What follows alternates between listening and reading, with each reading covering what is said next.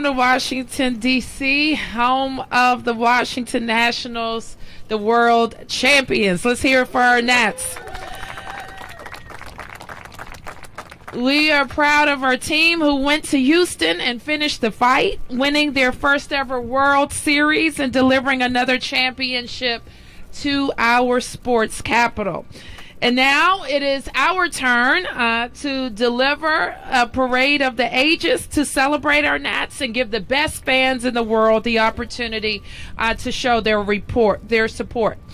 We're proud to have been here in the same position last year when the Capitals brought home the Stanley Cup, and we're already preparing to host a parade for our WNBA champion Mystics next spring. So here is hoping that we make this a tradition.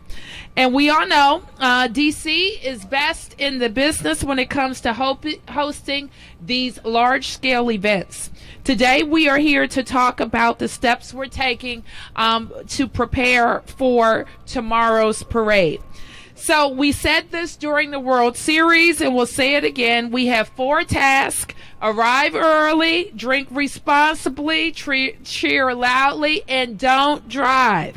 In fact, there is a reason not to drive because Metro will be running rush hour service all day Saturday, in addition to postponing previously scheduled track work. Fans and visitors can get more information about the parade by going to sportscapital.dc.gov and by texting NATS to 888-777. And with that, we are going to hear from members of my team who have been working with the Washington Nationals to prepare for tomorrow's events. You've heard it before. We have a standing group of government officials who help plan special events and make sure each of our agencies involved in public safety and public infrastructure is ready to go.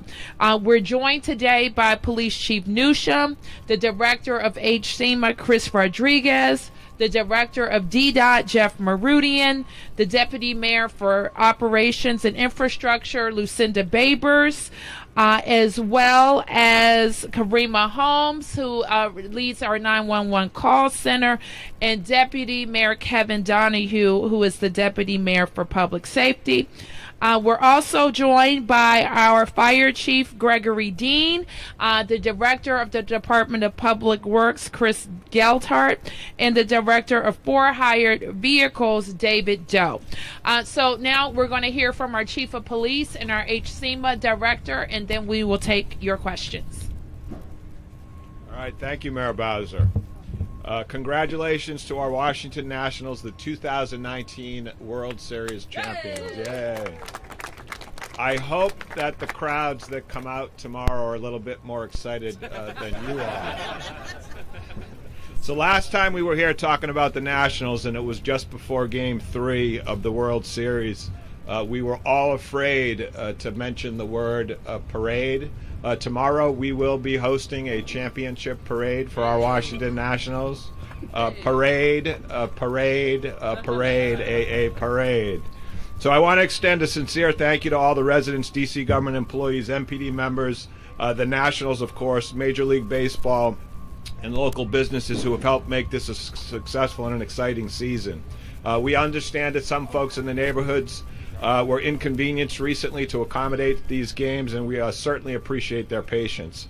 The excitement and anticipation of this parade is evident across the city, and like all major events that we hold here in Washington, D.C., we are prepared. The parade will begin at 2 o'clock.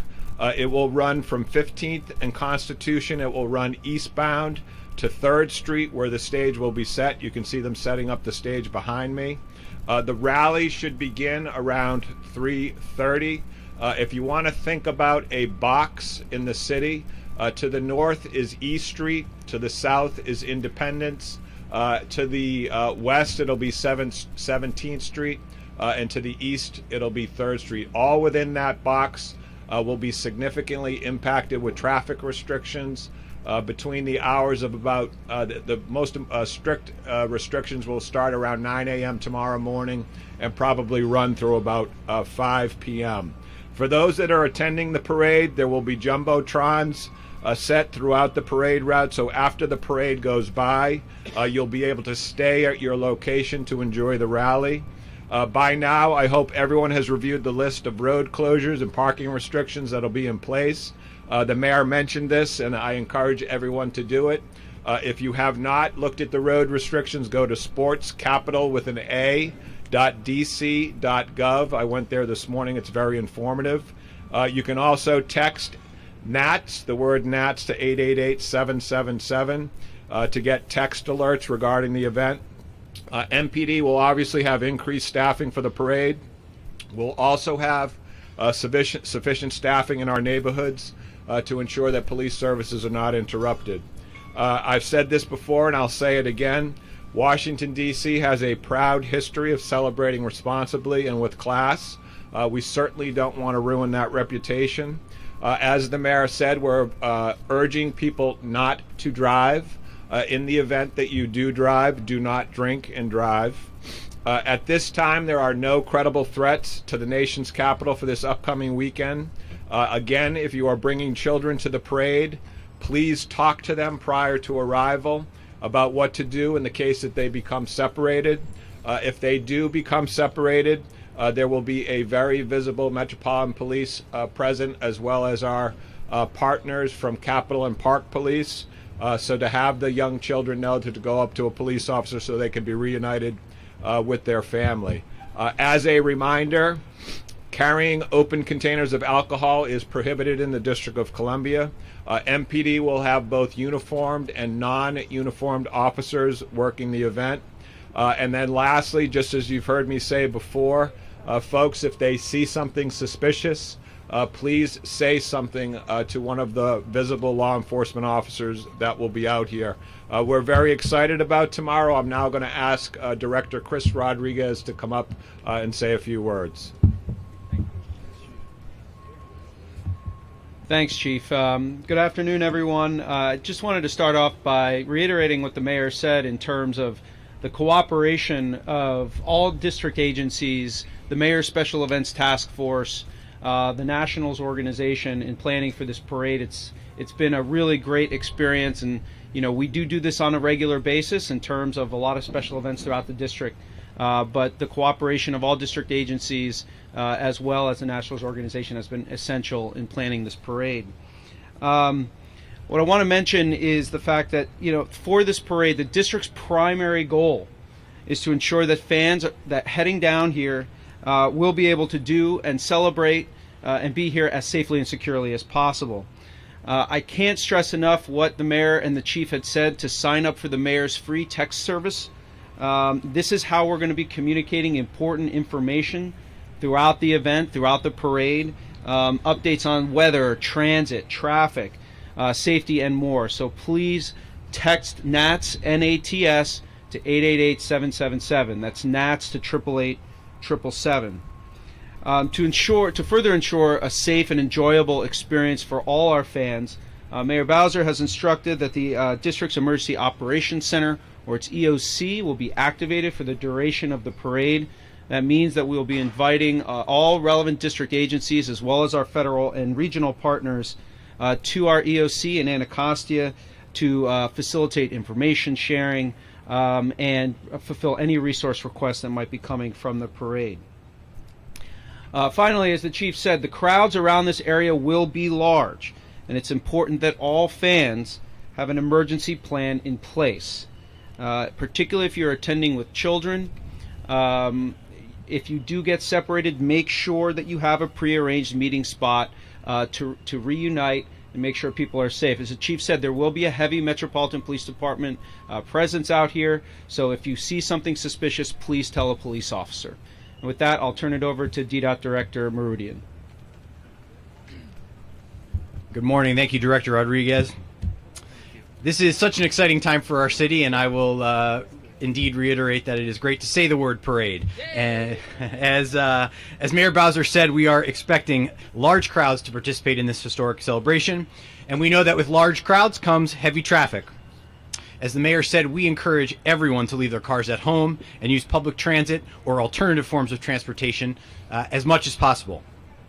For the safety of everyone, we have created a pedestrian-only zone around the parade route, which means that fans should not expect to operate vehicles, bicycles, or scooters within the pedestrian-only zone. We will host bike and scooter corrals at 3 convenient locations just outside of the pedestrian area. These corrals will be available for shared dockless vehicles and Capital Bike Share bikes beginning at 12:30 p.m. until 1 hour after the rally ends. We also have dedicated areas for pickup and drop-off from for-hire vehicles as well. All of the information that you need to plan your trip is available on sportscapital.dc.gov. And as Director Rodriguez said, the fastest way to receive transit and safety updates is from our district government source, which is texting NATS to 888-777. We want everybody to have a safe and enjoyable weekend. And once again, congratulations to our Nationals. I'll now turn it back over to the mayor. Thank you. Thank you. And let's give a round of applause to our directors, our chief.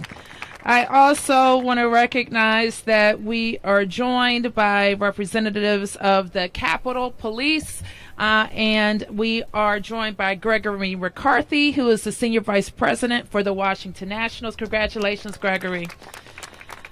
And a district government alum, so a special congratulations. And we are also joined by the Ward 2 council member, Jack Evans, who was a part of a mighty group of 7 council members who helped make sure that the Washington Nationals have an arena to play in. So welcome, Jack. So with that, we'll take any questions on topic. Yes? Did it just work out that this happened on the weekend, or was there a request for it to happen on the weekend? And then are there advantages and disadvantages to this being a weekend event as opposed to during the week? I like it being on the weekend myself. I'll ask Gregory to talk about what the team's objective was. Well, certainly when the game happened, having enough days to plan this type of event is important.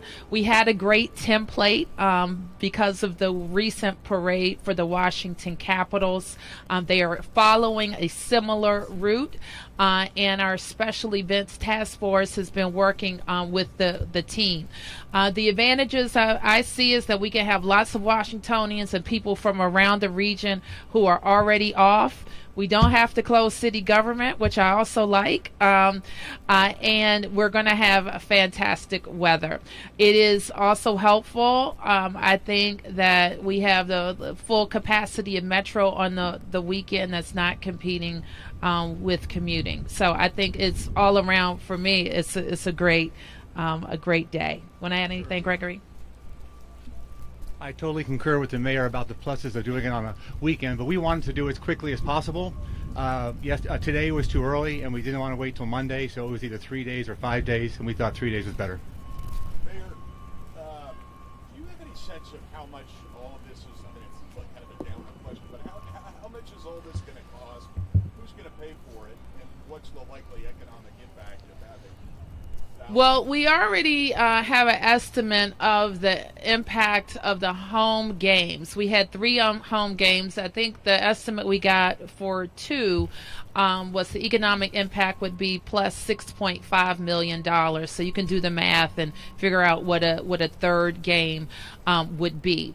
And the city will be supporting this large-scale event with our public safety apparatus, including fire, police, 911, health, all of the things that we do for big events. And our agencies are working to make sure that we have a safe event. The last time we approached $2 million in supportive services for the parade, and it could be up to that for this one. The team is taking care of all the production of the parade. All of the things that you see coming up around us is supported by the team. Yes.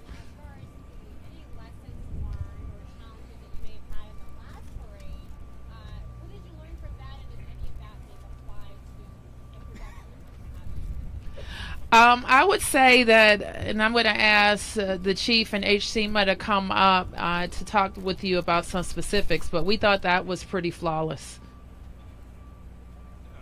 I will agree with the mayor. Whenever we have a large event here in the city, we do what's called an after action. And so we always try to make tweaks to those plans.